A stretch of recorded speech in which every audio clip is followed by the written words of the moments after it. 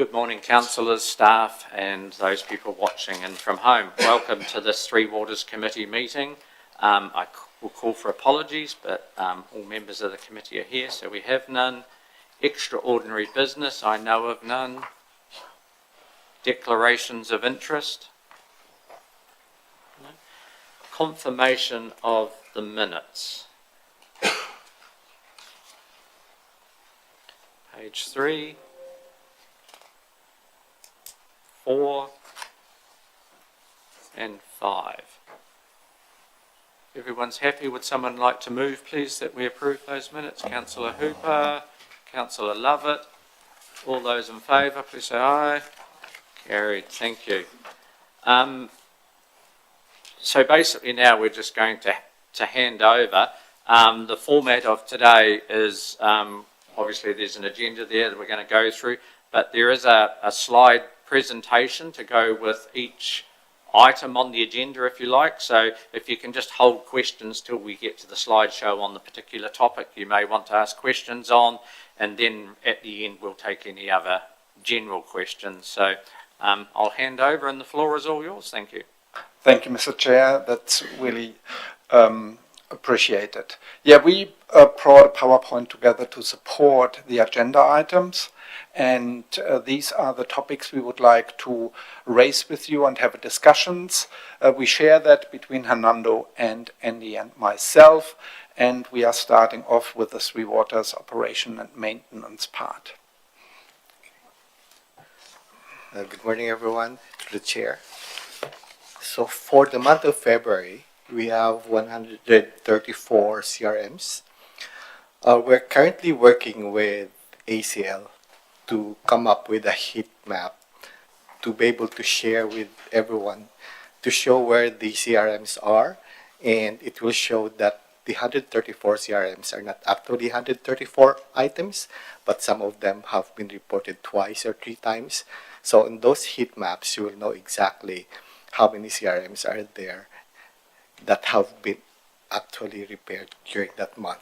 So we're hoping that in the next 2 or 3 meetings, we will be able to have come up with that heat map.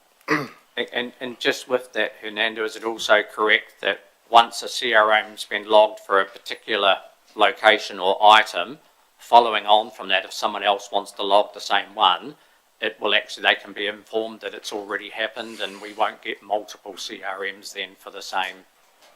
Correct. Yeah, thank you. So ACL has also been busy carrying out CCTV monitoring for our wastewater reticulation system. This is in preparation for our relining project that will be tendering out next month.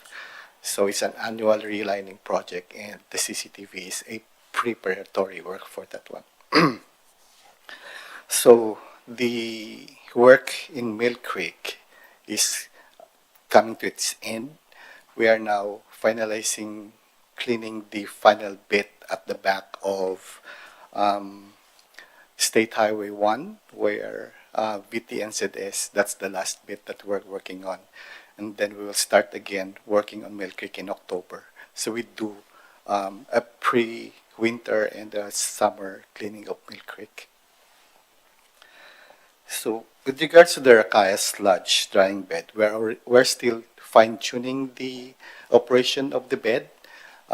We would like to get the best consistency of sludge that goes into the bed. The initial sludge consistency was quite watery, so we're trying to fine-tune it so that we will only be able to dispose actual sludge in the beds.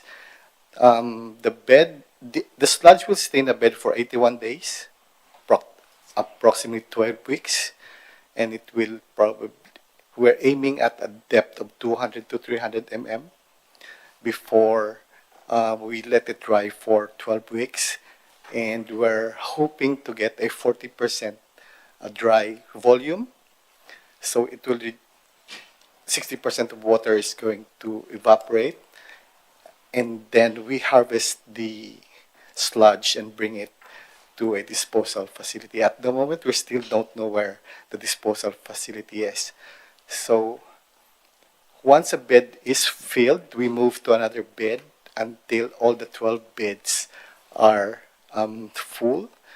We, at the moment, the 12 weeks will allow us to use all 12 beds in a closed loop, which means that once we harvest the first bed, the the 12th bed will already be operational. So there will be no time that there will be a bed that will not be available.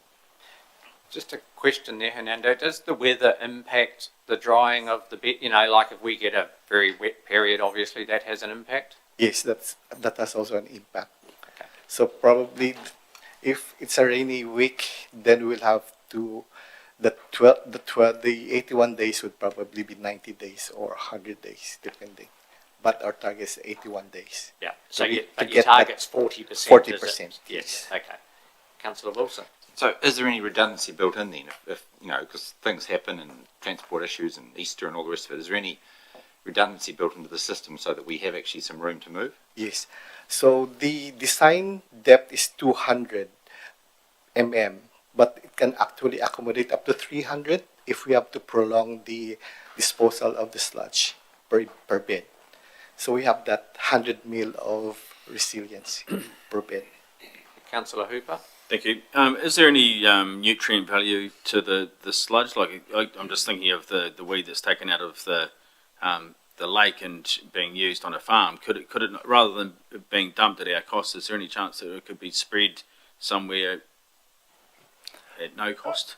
Through the chair, there is a discussion around, and are coming later on to the Tomata ROI presentation. They are looking into the biosolids application to land and to other opportunities. So we are waiting what's coming out of Tomata ROI, and then we need to look into it where it could be a possibility to provide phosphor and nitrogen loading to land. It's done in the past, so there is a guideline in regards of biosolid application to land at the moment, but we need to get a better understanding in regards of the composition we have out in Rakaya. Okay, thanks. So moving on. So we hired a student assistant to carry out backflow investigations. The aim of the investigation is to identify and classify establishments according to their risks that they attribute to their activities. So this student assistant was able to visit 652 establishments in Ashburton and Tynwald, and we found that around 80% of the establishments have some kind of prevention but are not compliant. So moving forward, we would be approaching each of these establishments and see and work with them how they can improve or enhance their prevention systems so that they will be complying. Next year and the year after, we might expand towards Methven and Rakaya because we have only covered Ashburton this year.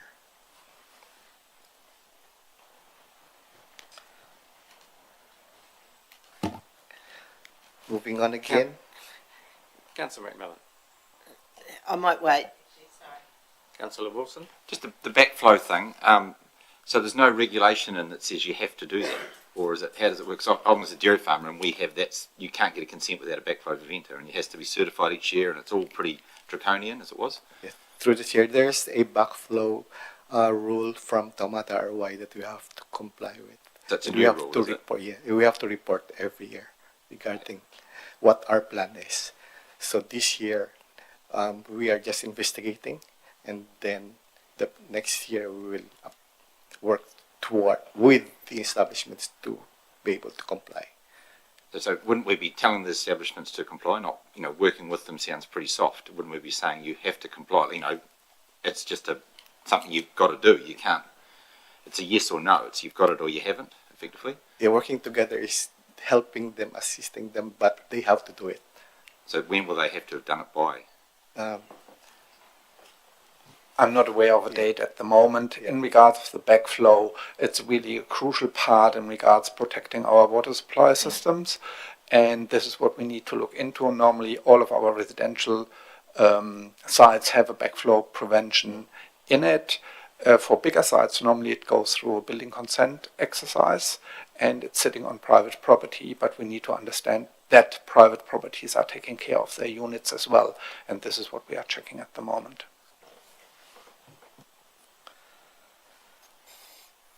So I'm now moving to Ocean Farm. So the farm manager is retiring effective 1 May 2025. So we're now currently meeting with all the contractors that are working in the farm and actually understanding what activities of the farm manager they can cover, so that we will be able to distribute the responsibilities to each and every contractor that's working there. So in addition, we are also automating the weighbridge, so that that part of or responsibility of the farm manager will be automated. We're working with Sensotronic, the weighbridge company, for the automation. At the moment, we have already met with ACL with regards to the maintenance of the sprinklers and the areas around the farm. We'll also be meeting with Alliance next week with regards to discussing how they can cover some parts of the grass. No, Alliance would be the lambing, and then we'll be meeting with Townshend regarding to grassing contract. So the idea is to be able to have all these activities covered by all the contractors in Ocean Farm. Maybe in addition to what Hernando was just saying in regards of the upgrade on the weighbridge, that gives us the opportunity as well to get a better understanding what's coming in and out. At the moment, Paul, our farm manager, is sitting out there day and night through the cut and carry period, and is in a way putting manual in when a truck is coming in on the weighbridge empty and when it's going out as well. With the automation of the weighbridge, we are reading the license plate, the truck is coming in, get weighed, the driver is putting in, though we have a software sitting behind it. Similar when the truck is leaving the site, we have as well the opportunity to get a fair understanding from a baling perspective, that the baler gives us the count numbers in regards of the bales we are producing. Parts of that are anyway resource consent conditions from the regional council. We have to report back on that. Thank you. Councillor Lovett? I was just thinking, most contractors have their own portable scales, which they use for cut and carry and maize silage. So why would we go to the expense of putting in these big scales that will only get used in a short space in a season? And if we were going to do it, do we not have it somewhere that you can charge the public, the local farmers around cheap, so they can actually use it, and council make a small bit of money out of that? Because it is a big I'm thinking just it is a big undertaking. Yeah.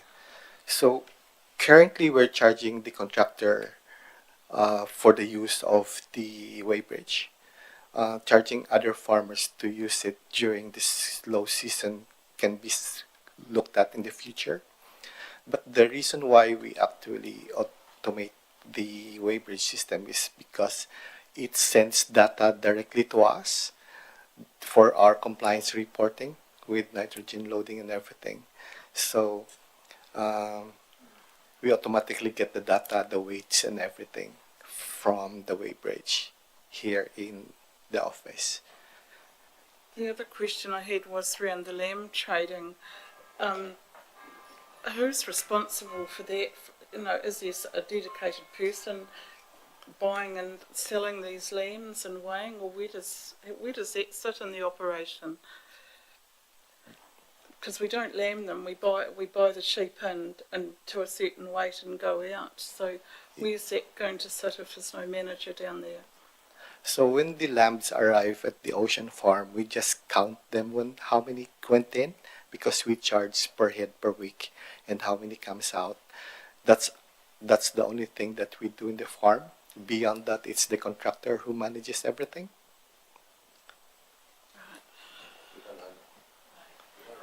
You're just crazy. Councillor We McMillan. have Oh, to- sorry, yes. Excuse me, through the chair. We have two operations. One is the cut and carry, which is mainly used the weighbridge for, and the other part is really the grazing side of it, what Hernando just mentioned in regards of the sheep we are getting onto the farm to graze areas throughout the winter period when we can't do a cut and carry, and there were really around about 700 to 800 sheep at that time on the farm, and we are charging them per head per week. I think part of the weighbridge thing is also our compliance, isn't it, with Yes. knowing what weight of stuff goes off, and we need to supply that information to. Absolutely, through the chair, we need to get that data electronically, and not having someone sitting there in the middle of the night when someone is just bringing graze or putting cut and carry out. That helps a lot in that regards, and as well in regards of the reporting requirements we have to the regional council. Thank you. Councillor McMillan. Thank you, through the chair. So the automated system is that you buy a package for that automated system, is that correct? So it's software that you buy, and then I guess is it a one-off cost, or are you paying licensing fees Correct. annually? Yeah. Correct. It's a one-off software, and we just pay monthly for the the data transfer and everything. Mr Mayor. Yeah, I think the weigh and photograph is a really good idea. It's keeping up to date with technology. Could there be an opportunity where they miss the weighbridge and just drive out because no one's there watching, or is it a camera further down which will? A really good question through the chair. Yes, we will look into put a camera on as well, and we try to have only one access onto the farm itself to have some security that they are not driving off and on without using the weighbridge. Yeah, thank you. And in the report, it talks about 1.9 million kilos have been harvested so far of dry matter, and it's a cost of 103,000. Is that an income of 103, or is it Yes. a cost? Through the chair, yes, that's an income. Income. Yeah. Right, thank you. The season has not yet been. We still have one cut to go. We normally get 2.5 million the past 3 years, so we're expecting the same volume this year or more. Councillor Wilson. I fully support the weighbridge, but who does the dry matter testing? Because that's obviously the elephant in the room. How's that done? Because obviously it's just wet stuff you're cutting at the gate, but someone must be testing it to get the dry matter. So the contractor gets samples and then bring it to the lab, and then we get the lab result.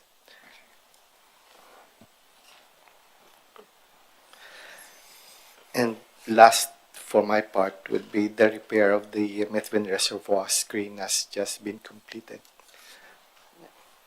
Councillor Thank you, McMillan. through the chair. I did have a question on that. So a few weeks ago, or probably a month ago, there was some comms release saying that Methven could only water with handheld hoses because the reservoir was being drained. Is that correct? Correct. So that's all been sorted out. And Sorted out. Yeah. I think that's a positive story, what we achieved here for Medven, so that we are able now to take one reservoir offline for maintenance purposes and having still enough water available without putting further restrictions up. A big thank you as well to the community to comply with our requests, not using hoses for irrigation purposes. But in general, we are really, really lucky now that we have 2 reservoirs out there, that we have enough water available for the community, that we don't have boil water notices or further restrictions in place if we want to take one reservoir offline. And through the chair, we are preparing a media release just to let them know and tell them that, you know, we are fortunate to have extra backup now to allow us to take one reservoir offline. Thanks, Mr. Chairman. Yes, further to what both Uruk and Neil have said, I mean, there was commentary at the time that we did that upgrade that the capacity of those reservoirs was insufficient or could have been greater. And I think the lesson learnt here is a really positive one for the Methven community, that when maintenance was required, there was sufficient capacity in the remaining reservoir in order for their supply to be continuous. So it's a story that we do want to get out there to reassure the Methven community that that reservoir capacity can cope with that sort of outage. And just a comment, I think the Methven community would far rather having a handheld hosing restriction than having a boil water notice. Yeah. Thank you very much. So following on now onto the irrigation discussion and the questions we had as well at our last committee meeting in regards of irrigation and what was done in the past to address the issue. So I've put a summary up here and have some more slides adjacent to that, supporting that. What we experience at the moment, we are not complying in regards of resource consent conditions with the regional council in regards of nitrogen loading per hectare per year on the farm. And this is mainly related that our irrigation system is not covering the full area, though we are using for our calculation the full area, but the regional council is really not happy with that. We are missing as well data. We are sampling at the moment at the end of the wetland in regards of quality to get an understanding of the product which will go out onto the farm that feeds into the nitrogen calculation, and then further down we have a pump station which gives us 2 pump times the volume we are putting out onto the farm. Becker has done a report in August 2024. There was a presentation given at the time, and he has done that to give you bring you up to speed in that one. And we got asked to look at well for 2 more quotes. That is what we have done. And I put one slide up in that regards to give you a little bit of an idea where the money sits. I don't want to go into much detail on the costings, but you see it sits between around about 4 and 6 million if we are doing pivots or pole-mounted impact sprinklers. My concern is at the moment, we are in discussion with a big trade waste customer here in Ashburton. He will bring a lot of loading into the plant, which will trigger highly likely a variation or a new resource consent for the plant, and which will have an impact as well how we are running the treatment plant down at Wilkins Street. That's one part of it. The other part is I spoke to the planners here in-house, and we are looking as well, highly likely looking for a spatial plan to get an understanding how Ashburton will develop in the future in regards of industrial, commercial and residential sites. And we need at first to get a really good understanding before we are investing 4 to 6 million on a sprinkler system, what's coming up over the next 15 to 20 or 30 years into the plant. So I'm skipping fairly quickly through to the slides. So the main part is really to that we are not complying. In that regards, the idea is to talk to the regional council. Their concern is at the moment that we don't have enough data in regards of our calculations, so we need to get a better understanding how much flows is going into the various zones for the irrigation at the plant, and as well do some further sampling, get a better understanding the losses we have in the system, because we have as well leakages throughout that. And this will feed into the last slide here. My suggestion is really that we need to look into an Ashburton wastewater strategy to get an understanding what's going into the plant before we will make further decisions in regards of the irrigation options. I put on that 3rd bullet point up on the slide as well, ocean outfall or emergency outfall. If we get heavy rainfall event, when you are looking how the plant is running, we have big ponds down there, we have a big wetland up there, heavily impacted as well through rainfall events in regards of the quality and the quantity of the water which is going through the sprinklers.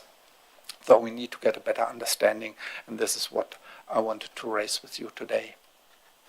So, just summarising that from my thinking, is instead of like a knee-jerk reaction today to not being compliant and just rushing out and doing something, you want to form a strategy that'll cover the next 20 or 30 years, so we do it once and do it right. Is that where we're at? That's absolutely a perfect summary. Thank you. So, with your strategy, when would you be looking at doing that, and when would we?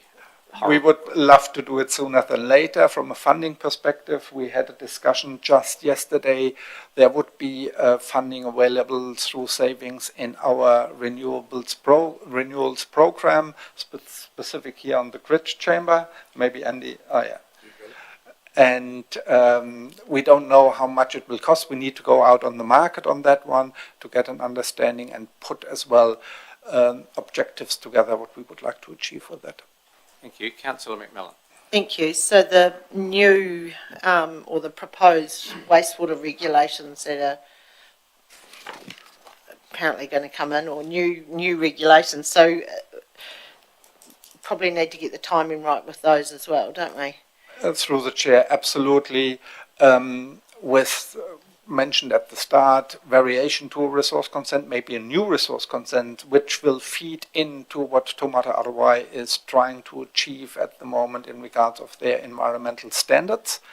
And this could trigger that we are falling under these new regulation requirements, though I will give you a little bit of a further update later on in the presentation, specifically on Taumata Arowai's new standards. Mr. Mayor. Yeah, of the, just think of the two companies that gave you an estimate of what they would like to do. Have you actually talked to them through their proposals, or has it just been desktop exercise at this stage? I haven't personally spoken to them, and maybe Andy can give. No, they were limited to the hard copy proposal that they provided to us. No, that's fine. I'm thinking the strategy is a good idea, but Ocean Farm, I think, is urgent. We're not compliant. We can't wait to do a strategy then do Ocean Farm. I think we need to, the strategy's great. We need to do Ocean Farm on its own to make it compliant. So I'd like to get those three companies who have now put in there, come and talk to us about their proposals, because what they'll have not priced, estimated on, is what we asked them to do. Now what we asked them to do, I'm not sure, but there could be other things which we haven't asked them to do, which will be in their minds, which they have not written down, because they weren't asked to give that detail. But if we could talk to them, in perhaps even in committee, if we had to, then we can flesh it out and come up with the best solution with everyone thinking together. So I'd like to do that at some stage in the near future. Through the chair, absolutely agreed. We are more than happy to have a negotiations and a discussion with them, but I think we need as well urgently talk to the Regional Council on their approach on the non-compliance and how they maybe could help out in regards of our approach in the future and how they see our point to address the issues we have at the moment. Councillor Wilson. It's probably to do with the, obviously I agree that we've got to be compliant and get on with it, but the loading that we're talking, this is just a load that we're putting on. It's like spinning the urea on top, and the cut and carry reduces that load, and that's the number we really worry about, the surplus you'd call it. So have you had any indication from the regulator what they're thinking the surplus could be in the future? Because that's the number that we really would worry about, because we cut and carry carting it out the gate as grass, but we've left with the surplus, and that's the bit that's worrying. So is there any indication of what, how we'll have to be in the No, future? not at that point of time. That will be part of the discussion we need to have with the Regional Council in regards of taking nitrogen loading through the cut and carry of the plant. And at the same time, the load is not going to, whatever irrigation system we put on there, we have to put the one that's the most efficient, but that's not going to affect the load effectively, because it's still going to just putting water on in an efficient manner. It's how often you run it and how much you put through it's going to affect it, but you need a system there to actually do it. At the moment we don't have a system that's up to scratch, do we, effectively? That's correct. And in regards of upgrades, maybe we need to do with the Tradeways customer coming online on the plan that could change as well the nitrogen loading through a treatment perspective, though that we get more or less, and that needs to be discussed and looked at as well. And this is why I'm a little bit concerned with the new customer coming online onto the plant, and we don't know the outcome from a treatment perspective on the nitrogen loading we are putting out through the wetland and then through the irrigation. We need to get a better handle on that one. And the other part of that is the volume of land that we cover with sprinklers, if you like, because we do have another block of land at this stage that we could possibly use to spread that loading over a greater area of Yep. land. Yeah. Councillor Lovett. That's where I was going to go on to that other block. Do we know this is kind of urgent, do we go on to that other block of land and start over there if we're going to put on pivots and we're not, and carry on with what we've got until they come on board? But the other question is asking about, we always seem to use Beaker. Are they the only consulting company that's in this space, or is there other ones? And they seem to be Auckland based, and I'm thinking Mid Canterbury's the home of irrigators and well renowned, and their understanding of it, and because we looked at some things they were looking at and felt they were over engineering and stuff, and I think all these young consultants with no real field experience, how do we know we're getting or looking at the right thing for our situation? Yes, through the Hamish chair. just wanted to. I'll just perhaps answer. Beaker are one of a number of highly qualified consultants that we could use, so we're very confident in the work that Beaker does for us. We could always get a second, third, fourth, fifth opinion to sense check that, but that's of course time and money. I think what's really interesting in the process we've followed to date is that there was concern that the Beaker solution was over-engineered and too expensive, and so we went directly to local irrigation companies who have come out with the very numbers that you see on that graph, which does not suggest that Beaker's solution was over-engineered or too expensive. Now, I take the Mayor's point that until there's a conversation and the briefing is well understood, we need to close that loop, if you like. But this work here does not suggest that Beaker were giving us inappropriate advice, and we could go to a different consulting firm and keep sense checking it. But in the end, this is a powerful indicator to me anyway that the solution here is going to be complicated and relatively expensive, and how many times we need to get second opinions to confirm that is a moot point. Yeah, thank you. Through the chair, fully in support what Hamish just mentioned, and specifically here in regards to the water strategy, we will definitely go on the market to get a fair understanding what's out there, who can provide the best service to us with the knowledge, what you just mentioned, we need to have in regards of irrigation systems and how soils behavior, and as well in regards of wastewater treatment. The other thing I was going to mention too, we've got several councils now using pivot irrigators. Are we looking at how their systems and their costings to help guide us within this? In regards of the pivots, we have spoken to that, or we got that quote from the other two providers here, and they have done a desktop study where they were coming up with only, I think, 6 or 7 pivots without really taking into consideration the land shaping out there. They have done some further exercises, and then they were coming up with 15 pivots. And this is all driving into the costs because of the land shape we have at Ocean Farm. So that's the point we need to look into. And as per Mayor, we will definitely talk to them. Mr. Mayor. The other customer who's looking at coming on, when is it likely that they will be joining the wastewater pipes? We are in discussions. We are coming up with a trade waste agreement to council to satisfy the needs and sharing the risk with you, what's coming up out of that one. The requirement for them is to have our plant up and running by the end of 2027 latest. So we are really tight from a time frame perspective. So we have to do an upgrade before they can join? That's correct, yes. Thank you. Councillor Wilson. Could you just comment on the consent that we have? I was just looking at the consent, and it appears to be a load limit rather than what you put out the bottom effectively. So it's just a 305 kilograms of nitrogen per hectare sort of scenario. Where maximum input, whereas most consents now would worry about the leakage at the bottom rather than the load limit. So do you see that if we had to review the consent, it could become a lot more restrictive? So I don't know the detail in regards of the consent itself, but as mentioned before, with Taumata otherwise just reviewing the environmental standards with variation to the existing resource consent, we may be getting around that. In regards of a new resource consent, we would definitely have to comply with the new standards coming throughout Taumata Arowai, which could have benefits. So I wanted to bring that up a little bit later, but I have it just here.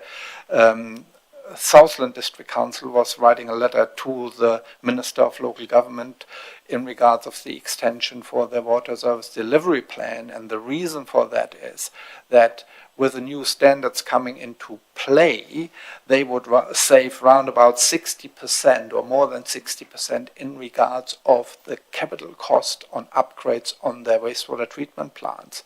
So if they are going in and preparing a water safety delivery plan based on the current environment, they were far up in regards of costings and impact on affordability to the smaller community they have in Southland. This is why they are asking for an extension for their water service delivery plan to feed in the results out of Taumata Arowai's approach in regards of the environmental standards. And this could be as well something positive for us too, but we need to look into that. Councillor Mackel. Thank you. You indicated before that there could be a possible double of the amount of pivots going down there because of the shape of the land, etc. Have you looked into the cost effectiveness and more than likely consenting process of reshaping that land with heavy machinery so that you could fully utilise that area? No, we haven't looked into that through the chair. I think my understanding, I'm just new here as well, it was really well shaped already when Ocean Farm was coming online to make the site and prepare the site for sprinkler systems at the time, but we haven't looked into shaping the land at the moment at all, no. Yeah, that would probably give, if that was looked into at the same time, give a better idea of the cost effectiveness and, as I say, fully utilise the area of ground, because it is only ideal for sprinklers, and to be fully utilised with pivots it would need to be reshaped. Fully understandable. The only concern I have at the moment is we need to keep the system operational because the plant is still producing effluent, and this needs to be looked at how that could be done then, having still the sprinklers working out there with shaping the land as well, that we are really being able to do that from an operational perspective. Thank you. Mr. Mayor. How many sprinklers are there now? 1,354, something like that. Yeah, thanks. Very, very precise answer. I was reading a report just the other day. Yeah. Thank you very much. Coming to the next topic in regards of the agenda, the projects. So what we are doing at the moment in regards of UV upgrades and filtration upgrades to our plants in the district. Package 1 was Heinz, Mayfield and Tromoa. Heinz and Mayfield are processing really, really well. Mayfield will be completed at the beginning of April, so it's just 3-4 weeks away in regards of commissioning. Heinz water treatment plant is looking in the same, so will be finished by the 30th of April. Tremor, we had some issues in regards of land purchase, but we are in the discussion with the farmer at that point of time and preparing currently a sale and purchase agreement, so we have that over the line. Hopefully by July that's all signed off and we can then build and upgrade the plant accordingly, and this will be finished then as well in this calendar year. Package 2, Tynwald, Rakaya and Chertsey going well. Tynwald and Rakaya will go online before the end of this financial year. In Chertsey we will have a short delay in regards of a road stopping exercise which is currently underway, so this will go online latest in October 25. And package 3, Argyll, we brought Argyll forward, so we started already on Argyll Park with the upgrades on the water plant. The foundation is already laid, but and all of the UVs are ordered as well for bridge and domain. Argyll will be up and running by August this year.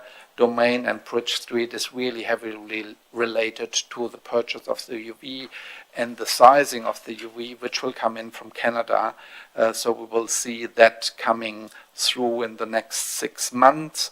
We are starting with the works, the contracts are lodged, and we will definitely complete that before the end of the calendar year.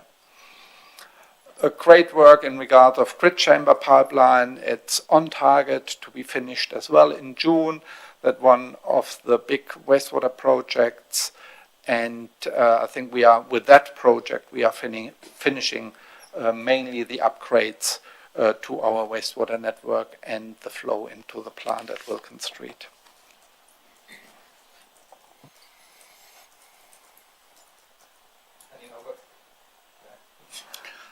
The drinking water lab accreditation, so we completed or we resolved the non-conformances as part of the lift of the lab processes to meet the accreditation requirements.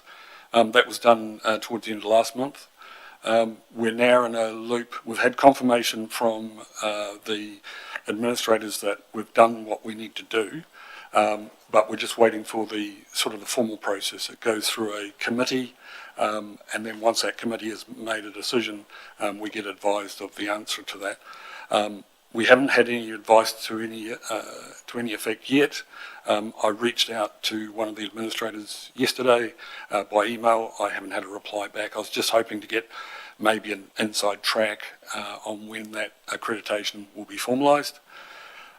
We're obviously keen to get it in place because it means we can bring back our lab work in-house. At the moment we're outsourcing it, and so there's certainly a lot of merit in getting it back inside. The source water risk management plans, there was a note in the agenda about work that we would like to progress, and it follows on from how we managed to get the lab accreditation work done. We backfilled a role within council for a short period to allow us freeboard in order to do the lab accreditation work. We're now exploring the extension of that outsourcing for a further 16 months, again to provide that freeboard for an internal officer to start work on some of this important work.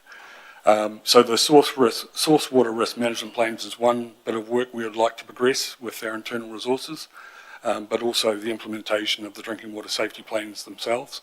That also needs to be done. So we'll be looking to progress that through approvals internally in the next few days. Mr. Mayor. Just think about the team you've got in the water services and the three waters. Could we have a flow chart of all the, not the names of people's, but the titles and what they do, to help us understand what resources you have and what their roles are? Don't want the names, just the positions. Absolutely, yeah. Yep, thanks. Councillor Wilson. The source water work was going to be done. So that's really the land that's in the source water zones on the ECAN map, because some of them are very, very small, and there's always been a fear in the farming community that they'll increase them largely, which effectively could affect the usage of that farm, that land within those zones. So how do you, so ECAN, you're just looking at those zones, or, is it looking at bigger zones, or, how does that process pan out effectively? Yeah, so the zones themselves are actually, they're decreed at a national level. So we don't necessarily decide what the zone is. We can input into that process. They talk about, they start with a source management area, which is literally the 5 metre diameter around the circle, around the bore, in some cases, and then they'll get wider depending on what the risks are. The focus of this is that, so we've had Aqualink do some work for us over the last 12 months or longer. They've done the work on the delineation, which is informing the areas of the impact. And now the actual risk management plan is how we manage the risks in those defined areas. So this work is sort of the next stage of that process. And certainly we'll be engaging with landowners that are affected by those areas when we come to do that risk work. Because we have to know what activities are happening in those zones.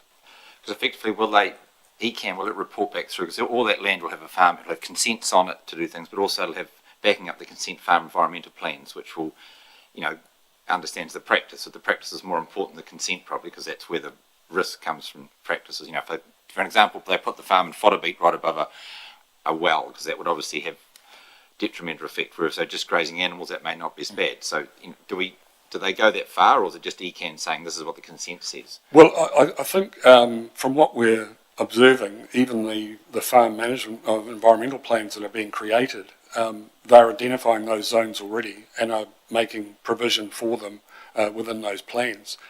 So I think you might suggest that the trap's already been laid, that they've already been captured and identified within those plans. Certainly, if anything new was going to change, ECAN would have to, they would be consulting on what that impact is. Following on Andy's presentation, Montalto water supply. Big topic. We had various discussions now with Taumata Arawai how we can service the community out there with safe drinking water.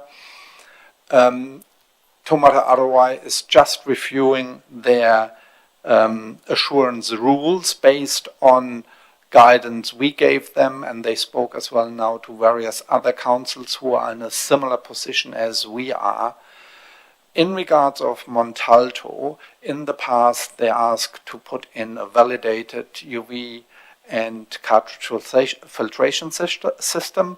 It looks like they will lift that we can use not from a shelf or not from a Mitre 10, but a proper UV and cartridge filtration system. And we would like to test on 3 sites out there how they perform under the current setup with the water which is coming through, to get an understanding on turbidity, how quickly cartridge filtration will block or not block, and how the UV will perform. But we'll put some measurements in place as well. I think we need to discuss further as well the option to service the sites with rainwater tanks, so really giving it back to the property owners out there and providing a service if they are running out of water at some point of time to tanker water in, because the report Becca has put together was saying that over a 10-year period we have various phases throughout the summer that maybe water will not sufficient enough from a roof runoff to fill tanks and service the community. That's one part. The biggest risk, how I see it, and as well, which is the cost driver, is what Hernando mentioned at the start, is backflow prevention. The system is so dispersed out there. This is really where the cost sits, to get an understanding on the existing network, how it works, and putting backflow prevention in to make the water supply secure. And this is a really massive cost driver. So if we are successful with the UV system and cartridge filtration, we still need to look in the costings of how we are addressing the backflow. This is why I'm saying if the costs are still too high for the community in regards to service them as a community service, we need maybe to go back and look into water supply for their own property. Councillor Mackel. With the three systems that you're looking to at the moment, with backflow, UV, etc., what are the current pricings for those individually? We haven't, or we have done detailed work around the supply based on the old rules. We were sitting up between 5 and 7 million-ish. So quite a fair amount of investment for that small community with 32 houses or supplies. Thank you. Mr Mayor. How many properties on Mount Telto? Is it maybe 20 or so? 32. 32. Of the 32, how many use the source for their house water? Do you know? Oh, that's a good question. I'm not able to answer that. We can only assume. Sorry? We can only assume. Sorry, we can only assume that all properties are connected to the scheme. But we don't know that. No. So we need to find that out. Yep. Councillor Wilson. Have you met with the, I understand there's a committee, the Montalto Users Association, whatever we call it.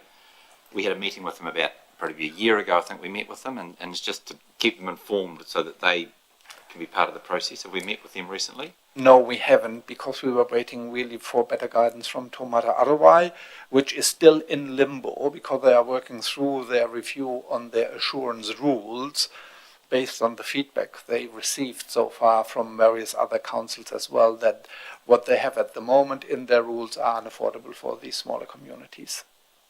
So, but that really is an important thing based on the proposal here. Putting 3 trials up is a really good point to talk to the whole community on that. So the trials would be, you would talk to the community about how the trials could be put in place or where, because that's the critical part Correct. of. And get 3 parties who are willing to participate as well.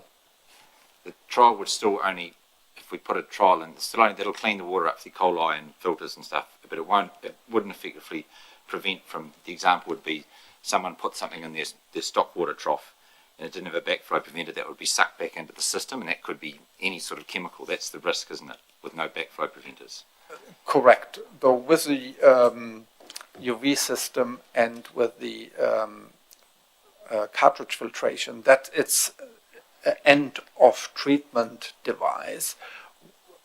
If something like this happened, this would be treated in that regards, but we are concerned around the turbidity of the water, that cartridge filtration is blocking off directly at the first day. So normally in the work what we have done so far, we have put a filtration system directly at the start and put a new layout in regards of pipes and backflow to the houses. This is why it's so expensive.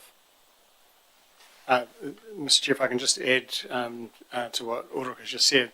I did have a message from Tomata Arawai myself this morning in relation to the time frame of the acceptable solution work. They're probably 3 to 4 weeks away from preparing information that will come out for a consultation round, and they are hopeful that they may have the new guidance in place by June.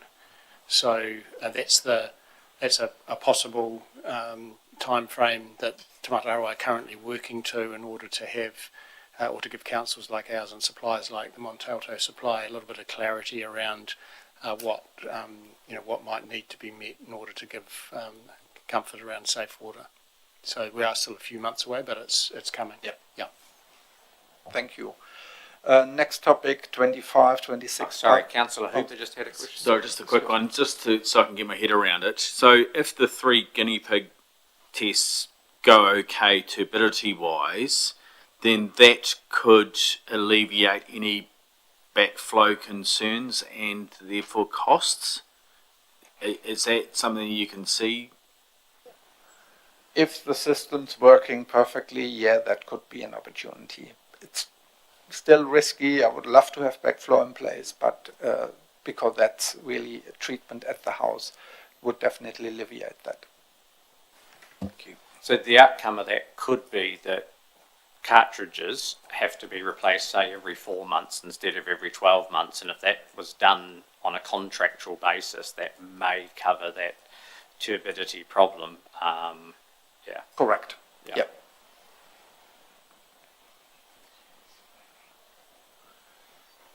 Good. Next item, pipeline renewals, 25, 26. So we are well underway. All designs are done. If you want to have some details, Fernando can give you a little bit of a rundown on that one. So the plan is to send out the contract documents to market on the 11th of April and hopefully award it by the 18th of June council meeting.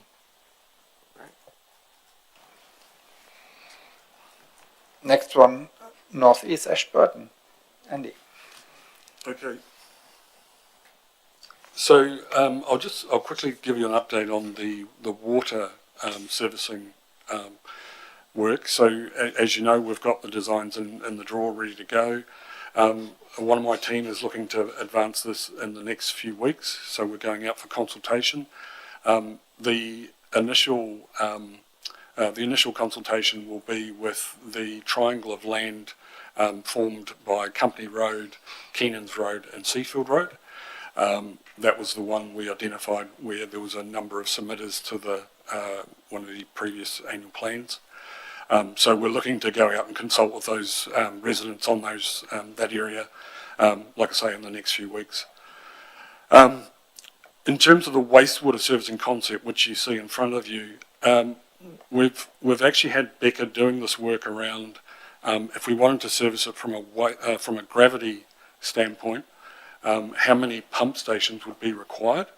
Now, typically, rural residential or residential D-zoned land where you've got big properties, it is actually quite hard to service that with gravity because you don't have the density of properties to make it cost effective.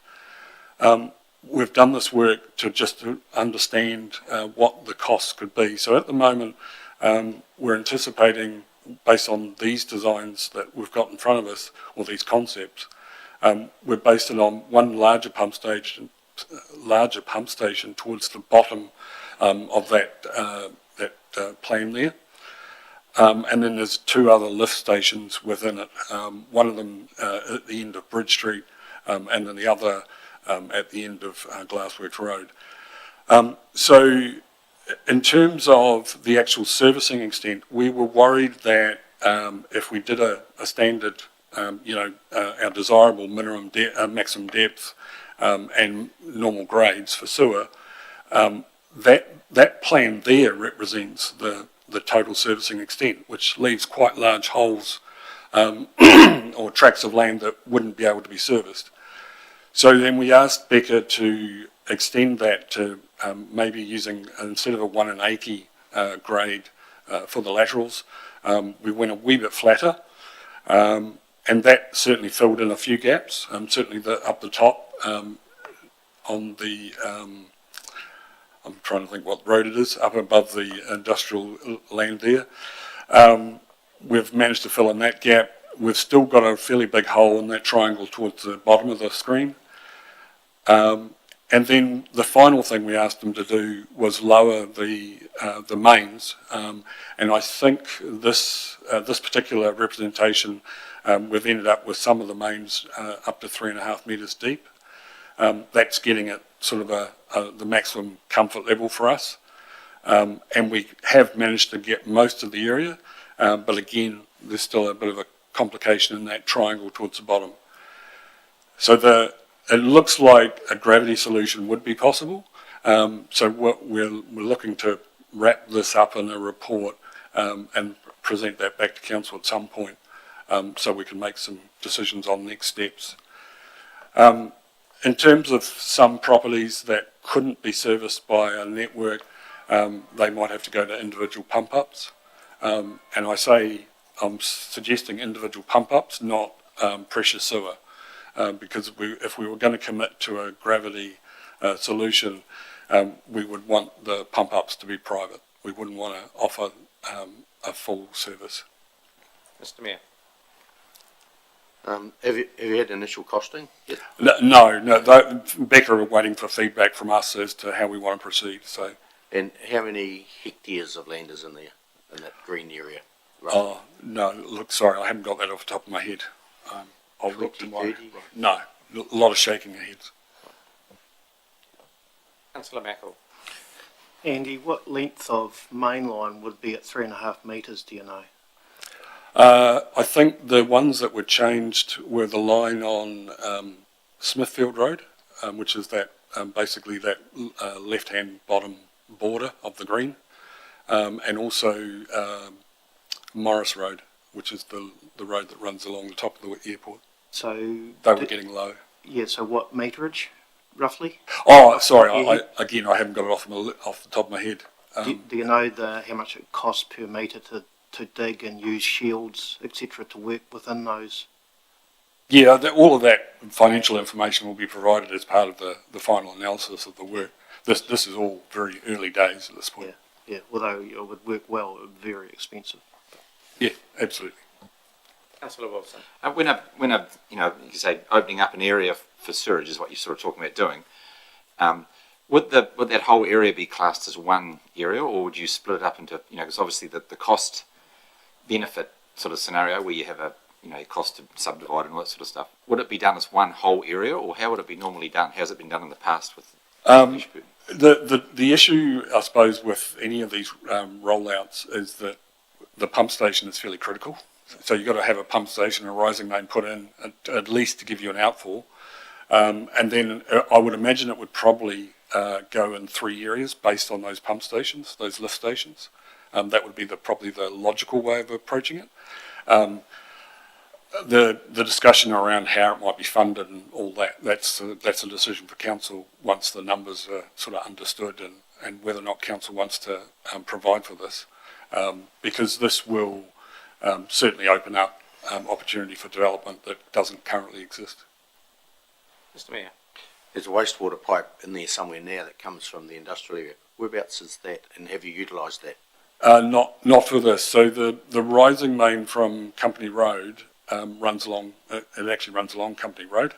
So our wastewater pump station is at the bottom of the industrial estate area, and runs Company Road up Seafield Road and then along Bridge Street to the ARS. That's a pressure main, so we can't really utilise that very easily. Certainly, it's fully pressured every time it's running its cycle, so it's very difficult to get into that. And the new potential customer out that way, does the project feed into this as well? Well, it's interesting. So we actually had that discussion ourselves a couple of weeks ago. So at the moment, that customer is required to put in their own pump station and pump a fairly long way to part of our network. There is a possibility we could dovetail this work into that as well, and that may reduce their costs. Reduce whose costs? Their costs. Oh, yeah.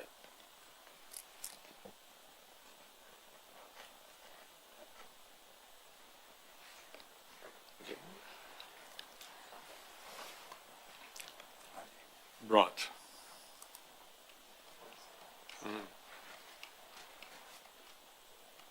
It does look, councillors, we may go over time, but if everyone's comfortable, we will get this finished, because I think it's important then have audit and risk following. Okay, so I just want to give you a very brief overview of the compliance space. So as you'll be aware, the first 2 meetings we haven't been able to present something that we were comfortable with. This meeting we've now provided you with a summary of our compliance as we see it. So that's in one of the appendices of the agenda. I just want to touch on, so there's some things that we have to do under the Water Services Act, under the primary legislation. So there's stuff buried in there that we're required to do. I think things like source risk management plans, they're in there, and drinking water safety plans. The drinking water standards that used to be a sort of a centimetre thick document is now literally only 2 pages of regulations issued under that primary act. The big change for us is the drinking water quality assurance rules, and you would have heard us mention these fairly regularly. They are many and varied in terms of their number and their application, how they apply to us. In total, if a supplier had basically touched on every type of source and every type of treatment, they could be trying to wrangle over 200 odd rules and calculations and what have you to determine compliance. So for us, the areas that apply to us are the general rules, the source rules for source 2 and source 3, treatment T2 and T3, and distribution D2 and D3. And to give you an idea, so the D3 supply, three level supplies are supplies greater than 500 persons. The D2 supplies, or the 2 area supplies, they're greater than 101, or 101 and greater. Maybe move on. So this is what we're proposing to include in the agenda going forward. And to give you an idea, so these are rolled up just in a high level, but to give you an idea behind it, so in the general rules, if you drop that down, you can sort of see there's a myriad of other rules and calculations that go into it. What I want to just draw your attention to is that each of the rules or the calculations have a compliance period. So in the case of something that is designated a compliance period of 1 year, if we're non-compliant with that on one day of that year, we are non-compliant for the whole year. So there are things in the general rules where if we don't have them up and running by, say, 1 January, we're going to be non-compliant on that rule for the whole year, whether we like it or not. Just carrying on, so under, say, the treatment rules, again, a whole host of things there.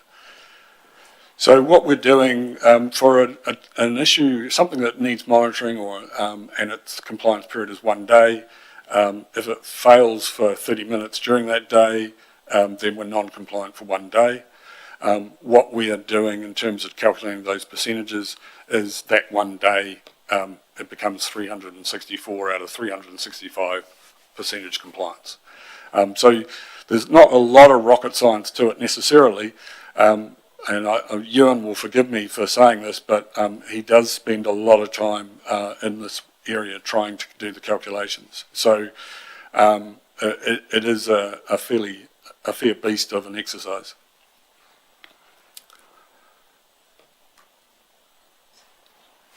Any questions? Councillor Wilson. Can you differentiate between actual, when I say actual non-compliance, something is actually physically wrong, and us not getting the reporting done 100%? Because obviously there's 2 parts. One is a capital requirement to upgrade or do something. The other is actually having the systems in place to do the thing. So can you differentiate, how are we with the 2 different areas? We haven't actually done that exercise as an exercise. I suspect we could. The difficulty with it, though, is that, to Mata Arawai's view, is that every one of these rules is important. All of these rules demonstrate that we're most likely going to comply with the standard. Their view is that if you miss a reporting period, with one of the turbidity units, yes, it's not suddenly causing unsafe water necessarily, but we can no longer demonstrate that it was safe, and they see that as risk. So it's a risk-based approach all the way through. But we would expect to be recording stuff 100%. That's almost a given, because you just have to get more people, more resources to record it. But if you have to change, like if we use Ocean Farm, if you have to change something major, you can't do that overnight. But you can get more people in, and you can get things to record them and report them correctly. So that's what I'm getting at. So is there a reporting up? Are we? Do we have enough infrastructure or non-infrastructure, enough stuff inside the business unit I'll use, is the way we should be talking about it, to report everything? I think we're going to be talking about compliance task ahead, and there will be implications on the final structure of the team going forward. But again, even small stuff, like we've got equipment which is supposed to be measuring continuously, and if that equipment blips for a day or half a day, then it affects our compliance. It doesn't, in itself, invoke a concern about the quality of the water, but it will mean a non-compliance. And I think one of the things they were saying, and I can't remember the bands, but even Te Mata Arawa has understood that a good water supplier might still not be achieving 100%. They might be operating in a high band near 100%, and they'll still be considered a good water supplier. But we're still a wee way to get up to there. Thank you, through the chair. So if we don't meet the turbidity compliance, does that mean a drinking water system could end up going on boil water notice? But so that's not to that effect, no? No, it's not necessarily to that extent, and certainly not with so the schemes that had that real issue, that very big concern, they've now obviously been upgraded with the membranes, and we've solved that particular issue. Yeah. Now, are there any public water supplies in New Zealand that are 100% compliant that you're aware of? Oh, well, I'm not aware of any. No, we don't know. Just for what you're telling us, it would be difficult for them to achieve. It's going to be a tough ask. Yeah. If you miss one something, you're out for the year. Yep. So like I say, the TA have already recognised that, and they have released it. I just can't quote it to you, but they have released some performance guidance about if a water supplier is operating within a certain band, they will be considered to be a good water supplier. But obviously, the target is always 100% compliance. Yeah. So the chances of Ashburton's public water supply being 100% compliant is probably low because the conditions are so tough. That's right. That's correct. Because you've missed one filling out a form, and you missed the whole year. Yeah. Which Could be. It could be that fickle, yeah. Yeah, but we would definitely report back on that one, that you get an understanding what the reason is and what the risks associated with that is as well. That you get an understanding if there's coming up non-compliant, we will report back what the reason was, why it's not compliant. Yeah. So going forward, 90% might be very, very highly attained, acceptable in the future, because getting 100 just might be pretty much unachievable. It's a really difficult grey area to be, because I think the obligations under the Act mean that I think we have to target 100%. Of course, we'll target 100%. Yeah. But achieving it could be a very, very high bar. Yeah. And you need to get some confidence in what you're doing. You need to hit 100% at times, and you might be not going to get there. From what you've just described to us, And it's one of those strange targets that money won't fix either, because there'll always be the simplest little thing that'll cause you a blip for half a day, which puts you out for a year. Yep. So it's crazy. Councillor Mackel. Thank you. Could you give us some idea on what the consequences as far as penalties go if you don't meet those standards, if something isn't filled out and then it's out for the year, etc.? What happens when it is out? What are the consequences as far as penalties? Look, I don't believe. I don't know what might be applied to a reporting failure or what have you. What I do know, and certainly we've seen evidence of it already, if there is an objective risk to the public safety, they will certainly come down quite hard with the relevant supplier. So I think that's where they're focusing at the moment. It's those real impacts where customer safety might be challenged. Yes, but you're saying before, Andy, they will see it, they're all of a high level. What you're saying, they're basically, even if it's Yeah. low, not filled out of whatever, to a risk to public health, it's all at the same level, so Yeah. same penalty, I would understand. Yeah, I don't believe that's the case, and certainly the discussions we've had with TA staff is that they're certainly more focused in terms of that, the compliance task ahead of councils. They're more focused with where there is abject risk, obvious risk. It's a risk-based assessment. At the end of the day, what kind of risk do they see in regards of providing safe drinking water to the community? So there is a different levels of penalty would be assumed going forward. As what we have seen with the cryptosporidium outbreak here at Queenstown at the time. So then at that point of time, Te Matarawai had a close look in all of the councils in that regards and had sent letters out that they have to comply in a year's period of time and upgrade their systems accordingly. Councillor Wilson. So going forward, we're going to be the governors of the new water entity, or someone's going to be the governors of the water new entity. So, and that entity will have to have some, well, KPIs is a word I'd use, but probably that's a wee bit loose. You're talking about the level of compliance of reporting needs to be coming from the management through to the governors, and that you're talking about what, we need to understand what level we're going to be achieving, so that then we can say, well, you haven't achieved in this year, you need to do something about it, because that's really going to be the council's job going forward, potentially. And so is there work being done to sort of try and come to a place where we can see what that level should be? Because you've talked about, you'll never be 100% compliant, and Te Matarawai will say, well, this is where you should be if you're good.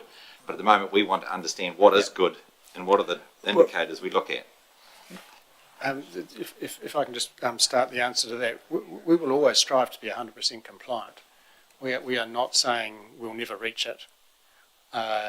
So we will do everything we can to have 100% compliance, as we do across the business. And I can't help but think of the similarities perhaps to the Building Consent Authority function, where we strive for 100% compliance.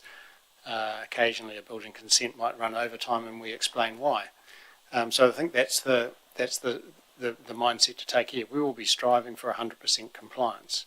It won't be easy, nor will it be easy for any other water supplier in New Zealand. There's nothing special about the compliance requirements in Ashburton compared to the rest of New Zealand. So the whole of New Zealand is, I'm sure, aiming for 100% compliance, and there will no doubt be time to time reasons why it isn't achieved.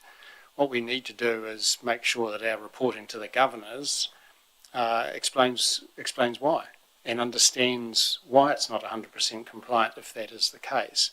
And the governors may have a different view as to a administrative reporting error or lapse or miss compared to a genuine water safety issue that affects the health and well-being of our community. I'm sure those things will be regarded slightly differently over time.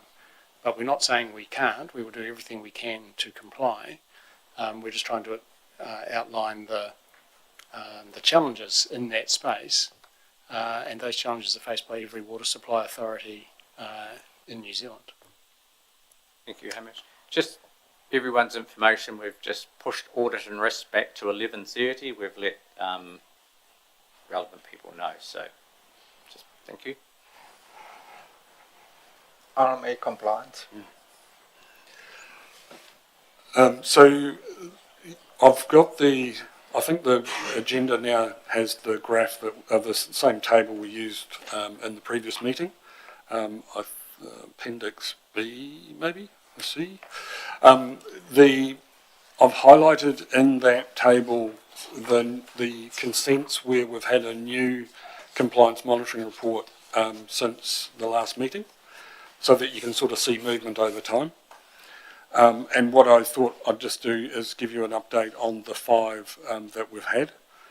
The first one is, CRC 231924. That is actually the discharge of contaminants to land from the new Methven water treatment plant. So the backwash cycle has a discharge to land. That's those basins that are to the north of the plant. So that one is fully compliant. CRC 03100.1, that's non-compliant action required. So this is the discharge of contaminant to land at Ocean Farm, but it's relating to the overflow of the bypass, the overflow that bypasses the wetland. So this occurred, this is about reporting that we did in the 23-24 year. The reason it's appeared here again is because we updated the reporting so that they had the most up-to-date data. We exceeded the daily volume limits on that overflow on 17 occasions in the 23-24 year. So I think from memory it's 18,000 cubic metres a day that we're allowed to discharge, but we exceeded that volume. In order to address that, we are looking to upgrade the monitoring site to improve the flow, improve the resolution of the flow monitoring. So that'll be a new transducer. We're also looking to put a camera on the site so that we can better understand when the overflow occurs. The intention is basically to try and basically relate what we're seeing visually with the actual flow data that the equipment's showing us, so that we can make sure that everything's as it should be. We've also discussed the wetland operation with the contractor to make sure that they are using that overflow sparingly and are not using it unnecessarily. So we're having talks with ACL about that. Just for the purposes of bringing it up to current day, we've had no overflows in the year to date. So it's not been an issue in the current reporting year. CRC 0310001.1, so this is the wetland seepage. So we're allowed to seep to land from the wetland. That one was fully compliant, or adjudged fully compliant by ECAN. They have indicated, though, even though it's compliant, they have indicated that they would like us to do some drop testing in accordance with the irrigation ponds manual, which I'm not entirely sure we would be able to accomplish in the operational site. So we'll be having a talk to them about that. They haven't made it a compliant matter. They've just suggested that we should do so. So we'll wait and see where that goes. CRC 031003, so this is the discharge contaminant to air at Wilkins Road, so this is our odour consent. We have a non-compliance, no action required. This was about an odour complaint which turned out wasn't followed up in accordance with our odour management plan. That really was just a failure by our team to implement the odour management plan properly internally, which we've now addressed. So everybody's on board, we know what's required, so we should be in good space going forward. And finally, CRC 991241, which is the discharge contaminants to land at Methven.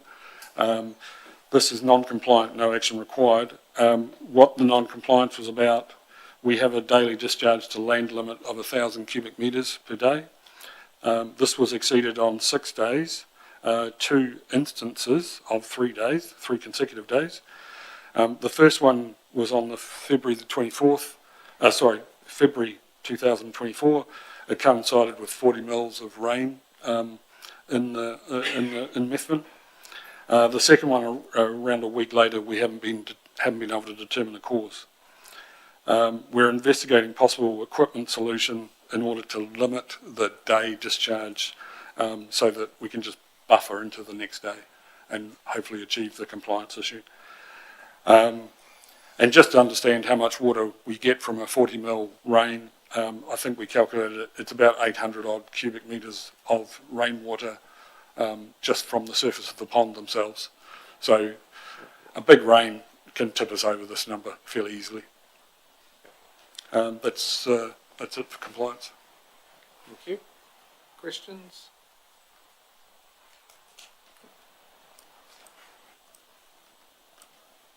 A quick one. It's good. A quick one in regards of the financials.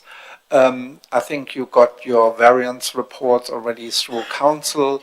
What we would highlight here is still the delivery side from a capital perspective on drinking water, where we are sitting here at the moment on 19%. We are looking at the moment that in that one very closely to get a fair understanding in regards of where we have savings in our contracts and what we have out there. Though we will report back on that one at the next meeting. You get more detailed information around the capital delivery and the budgets at the next meeting.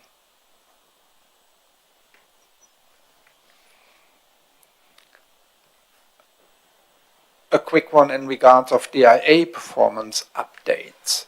This goes back to a council meeting on the 19th of February this year, where you ask as well to get them information where these numbers were coming up from in regards from a reporting perspective.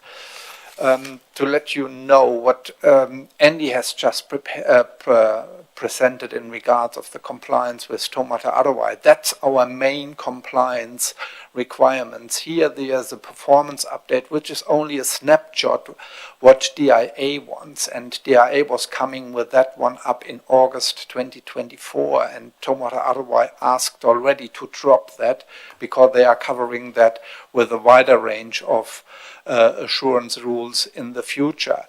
And we got no guidance from DIA at that point of time, still now, how to calculate the numbers. So we thought how we do that, and this is how these numbers were coming up with.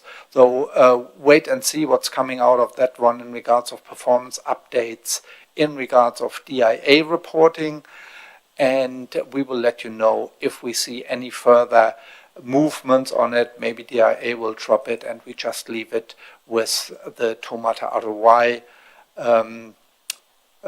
requirements we have in place. Taumata Arawai, anyway, two things on that one. Taumata Arawai is reporting on a calendar year and DIA is reporting on the financial years, which you can't match. So it's really, really tricky at that point of time from a reporting perspective.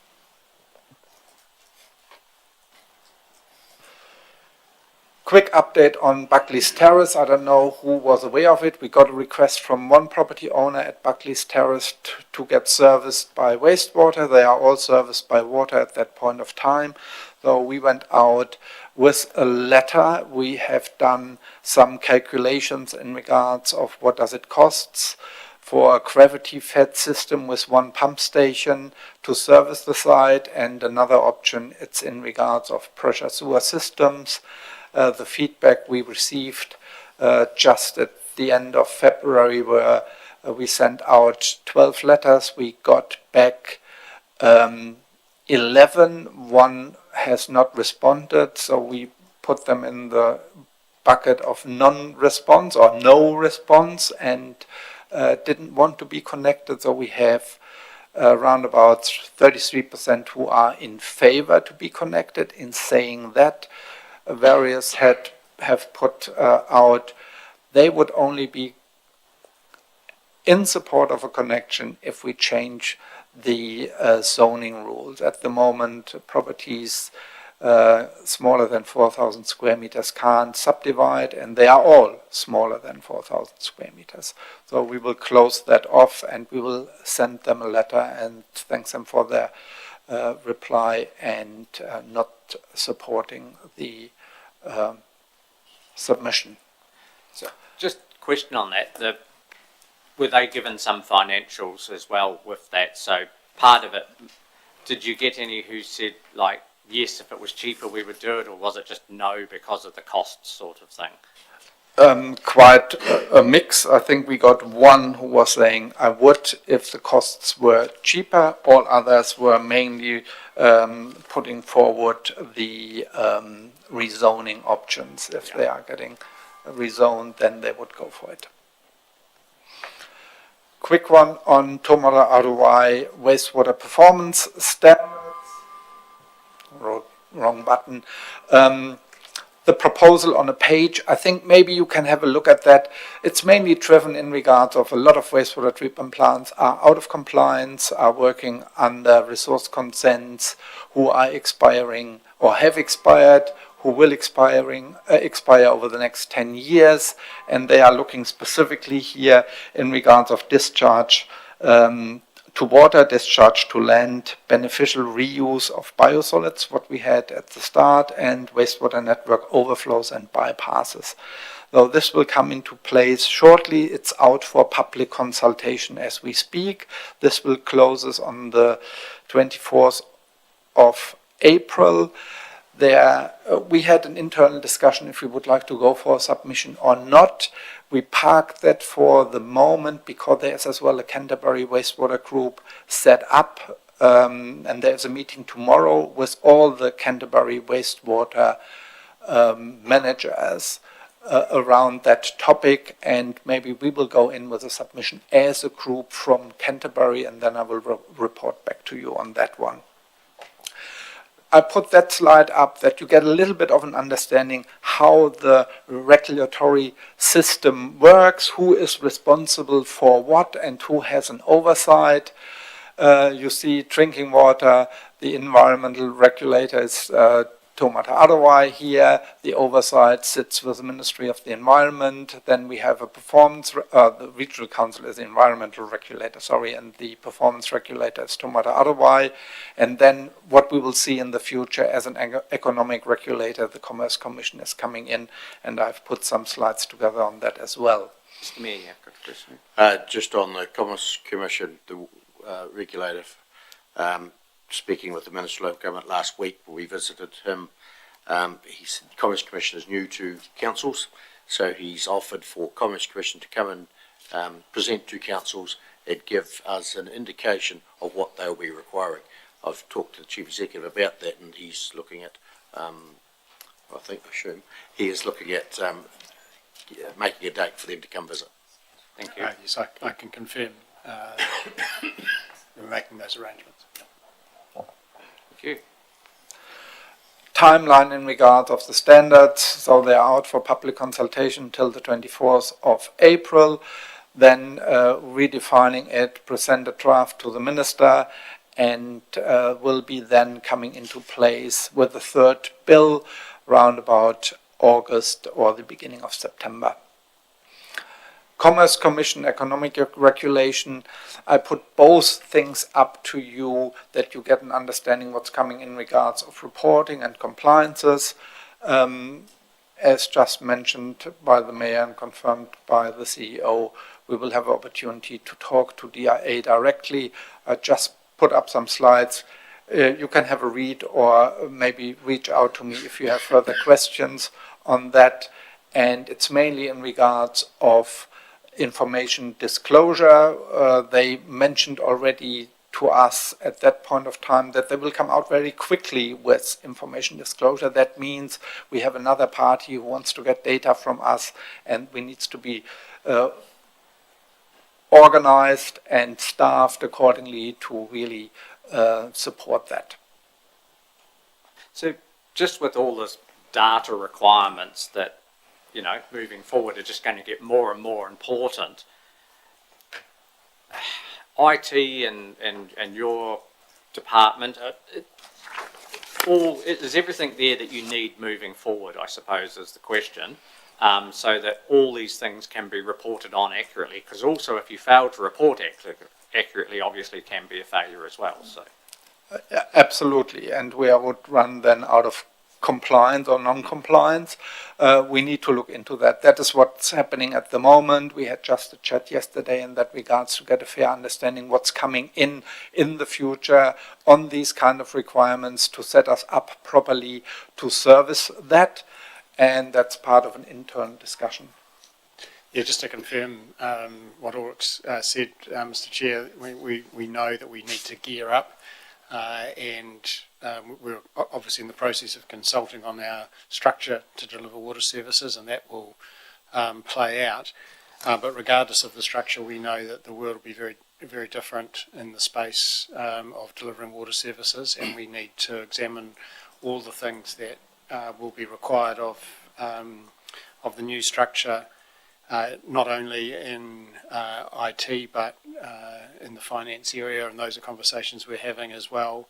The idea of demonstrating the ring fencing requirements around revenue and expenditure needs thought and care, and all this work, is part of the transition to whatever structure is ultimately adopted by council. And we have started thinking about those things, including resourcing implications across the whole gamut of requirements for the new structure. Yeah, and if I can add, it's not just council, it's also our contractors that provide the services. So ACL will also need to be considering resourcing and information and systems and helping us and delivering our data for compliance reasons. So it incorporates them as well. Thank you. And the last item on the agenda is a site visit for councillors. We thought it would be a great idea to give you a little bit of an idea what we are doing and what we have done, specifically here on the work on the lab from Ewan and from Andy, to bring that up to speed. So we thought that would be a good idea. It's just in-house, it's a quick one, but we wanted to extend that in regards to the grid chamber, pipeline renewals work. It's a really, really interesting and an important project for Ashburton District Council for future servicing the community here, and a UV upgrade to have a look at that as well. In the morning we had a further discussion. You haven't seen the Rakaya sludge beds, and that was as well a topic in the chat we had here. We thought that would be a good idea too. My understanding is we have set a date beside for the 8th of May, and we will then organize everything around it that you can see: the lab, the grid chamber, the UV, and the Rakaya sludge beds. If you want to see anything else, just reach out and let us know. Thank you. Any further questions that people have? Councillor Toll. Thank you. Just a general question. Becca does a lot of work for us, and I just happened to notice with Wellington's water woes and the mention of overcharging and that sort of thing, I just wanted to ask the question, are you comfortable with the charging regime of Becca? You know, it was a big question mark in Wellington, so I thought I'd just clear my conscience that Ashburton is okay. So the Becca contract that we have, it comes to a conclusion at 30 June. So we're coming to the end of the contract. We don't have any concerns about how they price their work. At a lot of the occasion with this work, you get what you pay for. So we're getting quite a lot of quality assurance with a bigger consultancy, and that typically does get reflected in their hourly rate or their charge out rates. I can only support that, what Andy just said. I think what you've seen already, what was delivered over the years from that consultancy together with the team here, it's really outstanding, up to spec for a long, long run. So you don't need to do anything in the next 15, 20, 30 years on that. Really well done work. If I can just add that, Beck have been with us the last few years and helped us with our big major water treatment plants, and they are specialists in that area. That's been a huge help. But at the same time, we've achieved something that we haven't achieved for many years. We've now got all our renewals designed already for next year. So it's something we've always strived towards, but we can now safely say all our projects for the next financial year are designed and ready to tender in June for July. So a big improvement having them on board, working with our team, getting to know them, having a good relationship with them. However, from next year on, we are looking at, as we change from not having big capital works projects to more renewal type work, we'll be looking at engaging consultants on a package of renewals at a time and approaching 3 consultants and getting a price for delivering that package instead of having an ongoing consultant for a number of years. So we think that's probably the best way going forward. Hamish.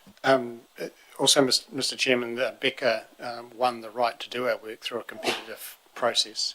So I think it was a 3-year contract, Neil, wasn't it? That's correct, yeah. And so they won that in the marketplace against other consulting firms that can do similar work. So again, we don't just engage Becca because we're comfortable with them and they charge us what they like. They won the work through a competitive process for a 3-year period, which is just coming to an end now. Thank you, Mr. Mayor. Yeah, I'd just like to commend you on that for getting those contracts ready, or the design work all ready for contract. We have been pushing for that some time. You've got these well done, achieved. Great. Just thinking about water leaks, you sent out a letter to some Methven residents just not so long ago. You did some acoustic testing and found some water leaks on property, so you've sent some letters out. Just wondering if you've had any feedback from the letters sent out and people have found leaks on their property. And the second question is, we had water meters in there in Methven as well. Why did the acoustics pick up the water leaks when the water meters didn't, or did they?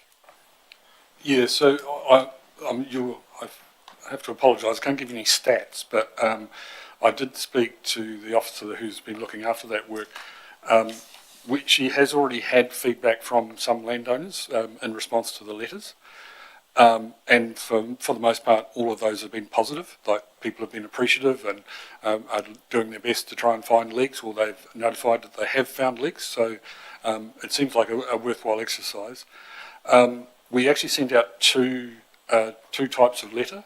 One of them was where the acoustic identified a noise, but it wasn't validated or wasn't represented by the meter. It was just the noise. But there were others that were sent out where it was the noise was identified, but also the leak flag on the meter was also present. So that was the approach. The letter was fashioned to reflect that. Maybe in addition to Andy, I have some stats here. We had identified 16 leaks on council network and 38 leaks on private networks in Methven throughout that exercise. Right. So have we fixed our 16 leaks? We are working on that one. That was going directly to our contractor, yes. Right. Thank you. Thank you. I'd just like to check in with the committee here that they are this is a new format for this meeting, and I think it was excellent. We've got a lot of information here that we probably haven't seen before. Is everyone happy with this format moving forward, and we keep doing it in this way? Yeah, cool. So thank you, gentlemen. That's some very, very good information there, and back again in another 6 weeks' time. Thank you very much. Thank you.